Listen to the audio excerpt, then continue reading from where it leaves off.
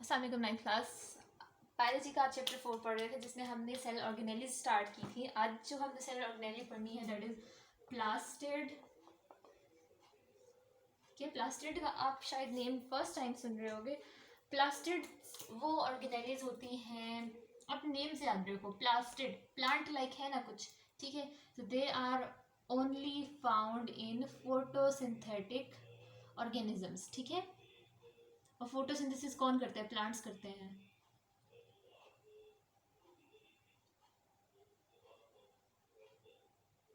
तो क्या मतलब है? प्लास्टिड किन सेल्स में होंगे? ऑर्गेनेली है ना, सेल के अंदर होगी, तो किन सेल्स में होंगे?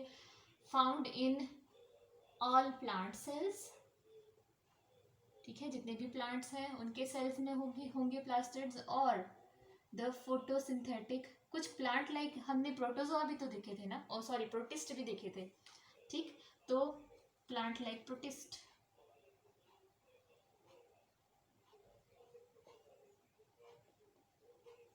ठीक है। एनिमल सेल में नहीं होगा, फंजाई में नहीं होगा, किसी और किंगडम में नहीं होगा। किस में होगा? The kingdom Plantae and plant like protist. Plant like protist कौन से वाले थे? LG,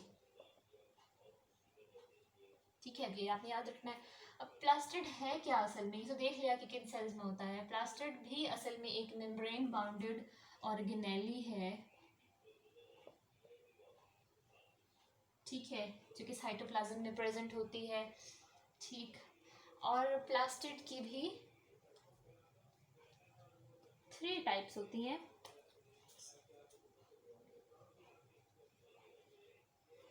basically plastid different material को स्टोर करते हैं, ठीक है। आप इसको ऐसे याद रखो कि स्टोरेज के लिए होता है ये, ठीक।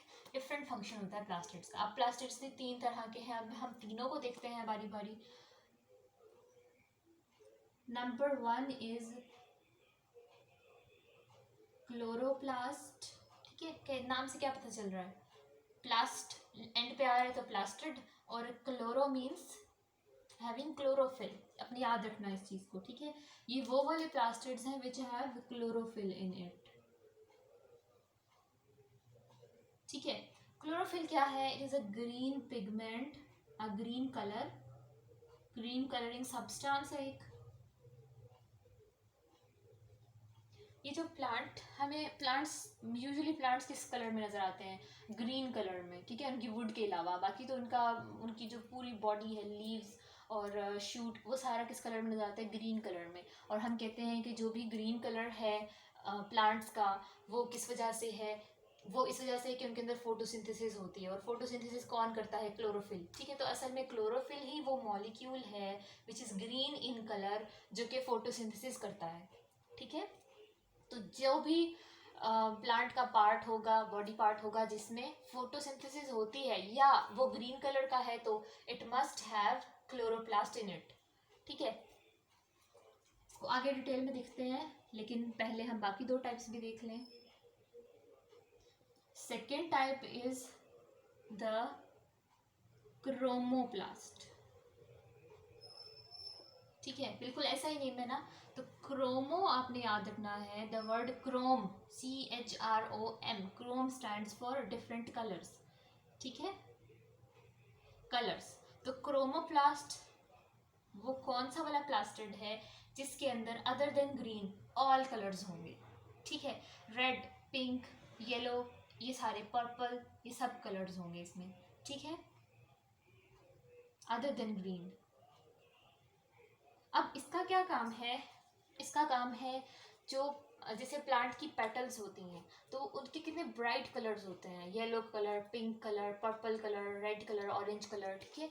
तो वो सारे ब्राइट कलर्स किस वजह से हैं? फ्लावर की पेटल्स के क्रोमोप्लास्ट की वजह से। उनके अंदर क्रोमोप्लास्ट हैं, उनके सेल के अंदर बहुत सारे क्रोमोप्लास्ट हैं जो डिफरेंट कलर्स इम्पार्ट कर रहे हैं उन पेटल्स के ऊपर, ठीक है।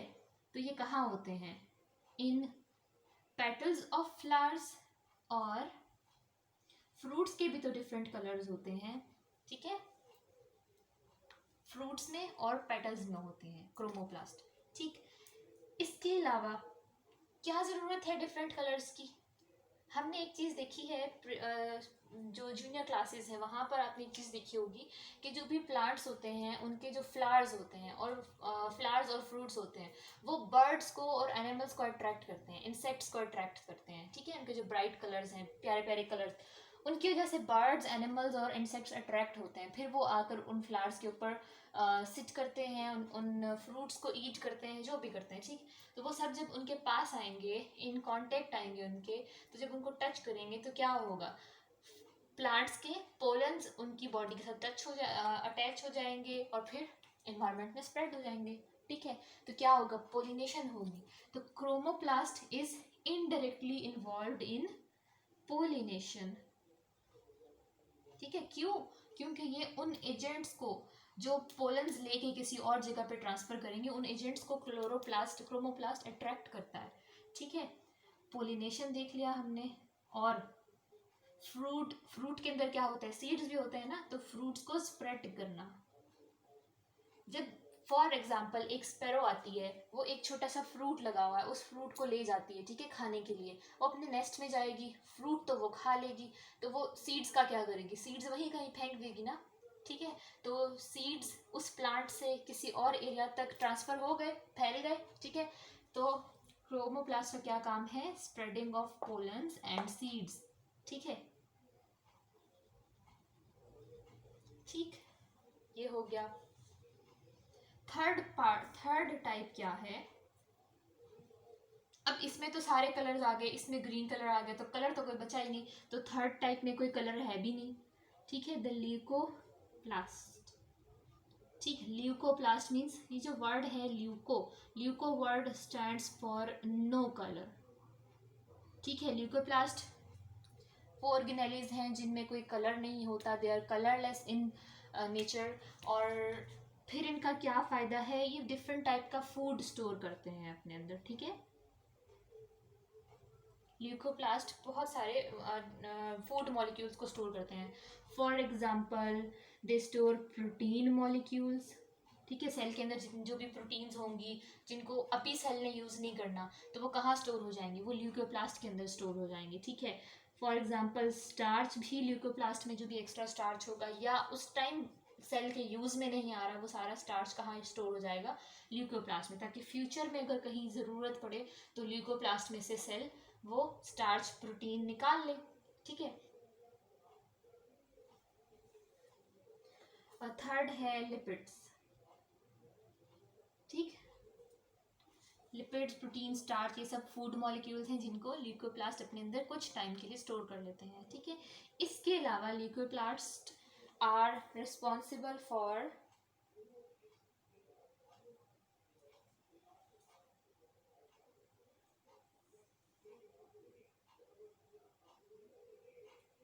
ठीक है।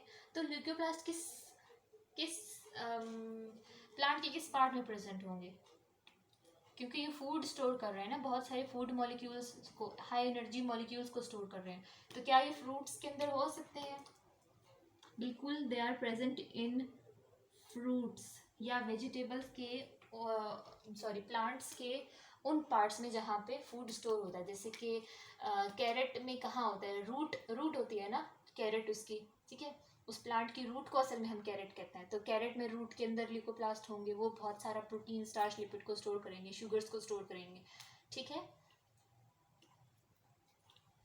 तो ये तो हमने इनकी टाइप्स देख ली। अब हम जो क्लोरोप्लास्ट का स्ट्रक्चर है ना, इसको हम डिटेल में देखते हैं, क्योंकि क्लोरोप्लास्ट बहुत इंपॉर्टेंट है। वो फोटोसिंथेसिस का काम करते हैं। फोटोसिंथेसिस में ये दोनों में से कोई भी इन्वॉल्व नहीं है। कौन इन्वॉल्व है, सिर्फ क्लोरोप्लास्ट। तो हम क्लोरोप्लास्ट का स्ट्रक्चर डिटेल में देखेंगे।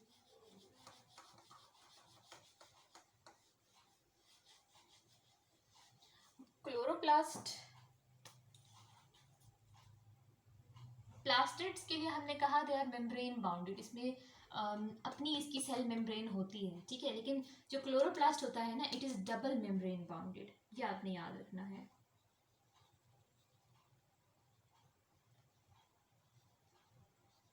ठीक, इसके अंदर डबल मेम्ब्रेन होती है, जैसे हमने किस में देखी है डबल मेम्ब्रेन, और माइटोकॉन्ड्रिया में देखी है ना।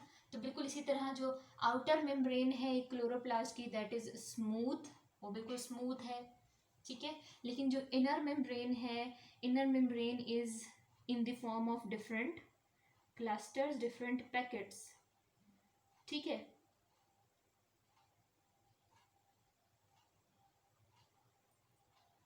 इस तरह से जो इसकी इनर मेम्ब्रेन है वो बहुत सारे पैकेट्स की फॉर्म में है, ईच पैकेट फोल्डिंग्स की फॉर्म में है, ठीक है।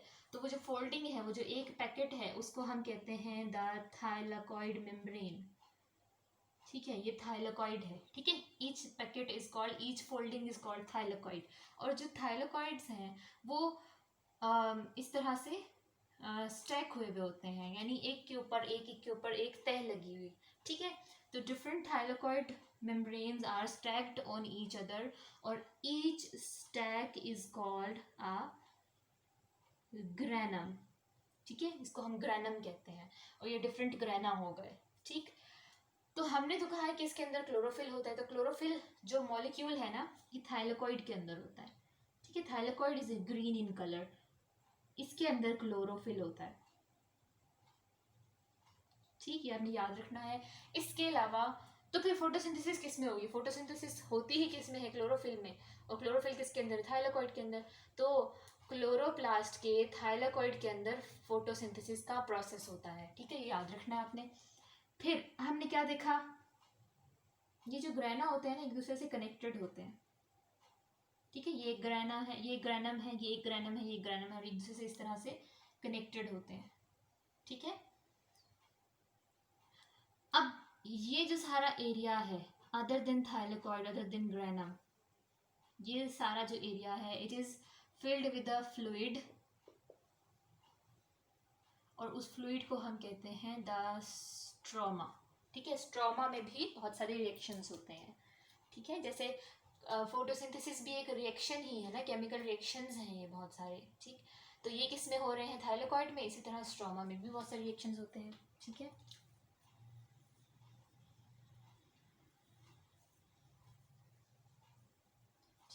ये तो हो गए प्लास्टिड्स कंप्लीट।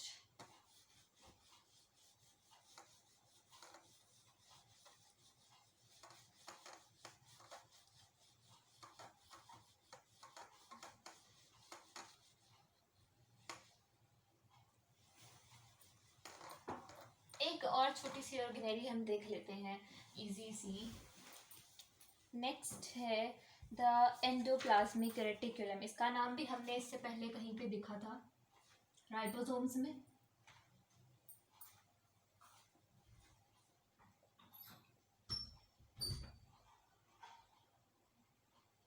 ठीक है। एंडोप्लाज्मिक रेटिक्यूलम, ठीक। इसको हम इन शॉर्ट ER भी लिखते हैं, ठीक है। ER। एंडोप्लाज्मिक रेटिकुलम क्या चीज़ है? जो एक सेल है, हम जनरली एक एनिमल सेल ले रहे हैं, ठीक है। जनरल रिप्रेजेंटेशन कर रहे हैं, एनिमल सेल ले रहे हैं।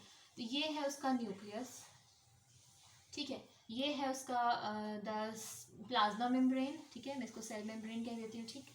तो सेल मेम्ब्रेन से लेकर इस तरह से न्यूक्लियर मेम्ब्रेन तक डिफरेंट नेटवर्क्स होते हैं, ठीक है। डिफरेंट मेम्ब्रेन्स के नेटवर्क्स होते हैं, डिफरेंट चैनल्स होते हैं, ठीक है। मींस मेम्ब्रेन्स हैं और वो एक दूसरे के साथ यूं करके कनेक्टेड हैं और एक जाल नुमा एक स्ट्रक्चर बना रही हैं, ठीक है। तो सेल प्लाज्मा मेम्ब्रेन से लेके न्यूक्लियर मेम्ब्रेन तक पूरे सेल में different channels, a group of channel, a network of channel फैला हुआ होता है, ठीक है। वो असल में क्या है? मेम्ब्रेन्स हैं, ठीक। तो इस चैनल को हम कहते हैं द एंडोप्लाज्मिक रेटिकुलम, ठीक है। और इसका काम क्या होता है? ये प्लांट सेल और एनिमल सेल दोनों में होती है। और कहाँ प्रेजेंट है? इस पूरे सेल में, in between plasma membrane and the nucleus, कहीं कहीं पे इसी के बीच में, यहाँ पे जैसे कोई ऑर्गेनेली है, फिर यहाँ कोई और ऑर्गेनेली है, ठीक है। लेकिन इसने पूरे सेल को कनेक्ट किया होता है, ठीक है। सेल के डिफरेंट पार्ट्स से कनेक्ट किया होता है, ठीक।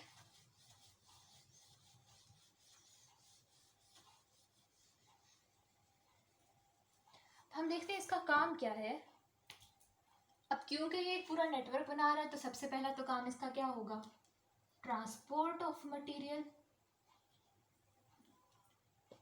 ठीक है। सेल के एक एंड से किसी दूसरे एंड तक एक कोई भी केमिकल है उसको इसने ट्रांसफ़र करना है, कोई भी मटेरियल है इसने ट्रांसफ़र करना है, तो वो एंडोप्लाज्मिक रेटिकुलम जो नेटवर्क है ना, उस नेटवर्क के through one end to another end of the cell पहुंच जाएगा, ठीक है। The transport of material within the cell, ठीक है। Secondly, it is present in both plant and animal cells, सबके अंदर होता है ये, ठीक है। इसके अलावा इसकी 2 टाइप्स हो सकती हैं ईआर की।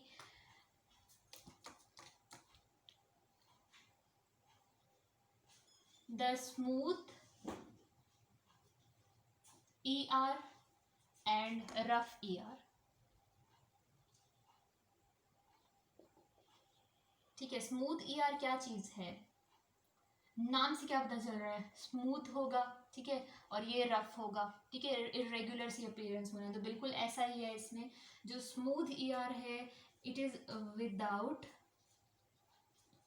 राइबोसोम्स, इसमें कोई राइबोसोम्स नहीं होते। लेकिन जो रफ ईआर है ये क्या है, वही चैनल है, वही नेटवर्क है मेम्ब्रेन्स का, लेकिन उन मेम्ब्रेन की सरफेस के ऊपर अगर राइबोसोम्स अटैच हो जाएं, क्योंकि ribosomes small granular small particle type substance था, ठीक है। तो अगर ये मेम्ब्रेन है एक, ठीक है, और इसके सरफेस पे इस तरह से राइबोसोम्स अटैच हैं, तो इसकी अपीयरेंस कैसी है, रफ अपीयरेंस है, क्योंकि इसके ऊपर छोटे छोटे ग्रेन्यूल्स आके, छोटे छोटे ग्रेन्स आके अटैच हुए हुए हैं, ठीक है। तो रफ ईआर को आप ऐसे रिप्रेजेंट कर सकते हो, स्मूथ ईआर को कुछ इस तरह से, ठीक है, ऐसे इसका नेटवर्क ठीक। तो इसकी सरफेस को आप ऐसे विदाउट राइबोसोम रिप्रेजेंट करोगे, ठीक है। तो a large number of tiny ribosomes are attached on the surface of endoplasmic reticulum. That type of endoplasmic reticulum is called the rough endoplasmic reticulum due to its appearance, ठीक है। When no ribosomes are attached on the surface of on the membrane of endoplasmic reticulum, that type of ER is called the smooth ER, ठीक है, because of its smooth appearance। और फिर हम इनका function देख लेते हैं। अब ये बात तो तय है कि जिसके ऊपर राइबोसोम अटैच है वो तो प्रोटीन सिंथेसिस में इन्वॉल्व हो ही गया, ठीक है। प्रोटीन सिंथेसिस, प्रोटीन प्रिपेयर करना, ठीक है, प्रोटीन को क्रिएट करना, ठीक। जब सेल मैसेज देगी ये प्रोटीन रिक्वायर्ड है, तो वो जो ईआर के ऊपर राइबोसोम्स अटैच हैं वो राइबोसोम्स फौरन से द रिक्वायर्ड प्रोटीन को सिंथेसाइज करना शुरू कर देंगे, ठीक है। लेकिन इसमें ऐसा कोई काम नहीं होगा, क्योंकि प्रोटीन कौन सिंथेसाइज करता है, राइबोसोम्स। इसमें राइबोसोम्स नहीं है तो प्रोटीन सिंथेसिस नहीं होगी। तो इसमें क्या होगा, ये सिर्फ ट्रांसपोर्ट ऑफ मटेरियल करेगा विद इन द सेल, ठीक है। सेल के एक पोर्शन से दूसरे पोर्शन तक कोई मटेरियल ट्रांसफर करना है तो उसे ईआर, स्मूथ ईआर उसे वहां तक पास करेगा, ठीक है। और क्या होगा, इसमें स्टार्च का मेटाबॉलिज्म भी होगा, स्टार्च मेटाबॉलिज्म। स्टार्च मेटाबॉलिज्म का मतलब है कि जो भी सेल के पास स्टोर्ड फॉर्म में स्टार्च है, जो भी सेल के पास फूड मॉलिक्यूल में से स्टार्च मॉलिक्यूल आया है ना, फूड में बहुत सारे मॉलिक्यूल्स हो सकते हैं, प्रोटीन, कार्बोहाइड्रेट्स, ठीक है, स्टार्च, लिपिड्स, ठीक, ये सारे मॉलिक्यूल्स होते हैं। तो स्टार्च भी एक टाइप का फूड मॉलिक्यूल है। जब स्टार्च एक सेल के पास होगा और उसको ब्रेक डाउन करके उसमें से एनर्जी निकालनी होगी, हमने क्या करना स्टार्च को स्टोर करके, ठीक है, तो इसको ब्रेक डाउन करना है, इससे एनर्जी निकालनी है, तो इसका ब्रेक डाउन कौन करेगा, the smooth ER. Smooth ER इसको ब्रेक करेगा और इसमें से एनर्जी रिलीज करके सेल को प्रोवाइड कर देगा, ठीक है। इसको हम कहते हैं स्टार्च मेटाबॉलिज्म, ठीक है। मेटाबॉलिज्म केमिकल रिएक्शंस को कहते हैं, ठीक। ये तो हमने देख लिया इनका फंक्शन। इसके अलावा स्टार्च नहीं है, ये लिपिड मेटाबॉलिज्म है, फैट मेटाबॉलिज्म है असल में, ठीक है, लिपिड मेटाबॉलिज्म। और इसके अलावा एक और चीज़ है कि सेल के अंदर कोई टॉक्सिक मटेरियल आ गया है, कोई टॉक्सिक केमिकल आ गया। टॉक्सिक केमिकल मीन्स कोई पॉइजनस केमिकल है जो सेल को पॉइजन कर सकता है, सेल के फंक्शंस को, स्ट्रक्चर्स को डैमेज कर सकता है, ठीक है। तो इस तरह के टॉक्सिक केमिकल्स को